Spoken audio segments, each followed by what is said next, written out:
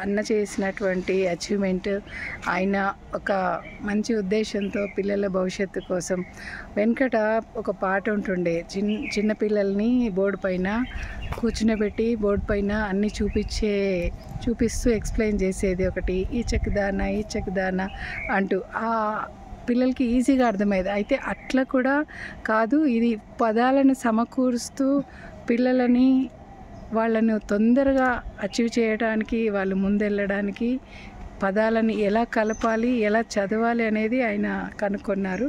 కాబట్టి ఆయనకి hats off చెప్తూ మన మహిళా శక్తి తరఫున ఆయనని అప్రిషియేట్ చేస్తూ, మరి యూట్యూబ్ ఛానల్ మీకు కూడా పబ్లిసిటీ ఇస్తుంది. థ్యాంక్ యూ అన్న. Thank you.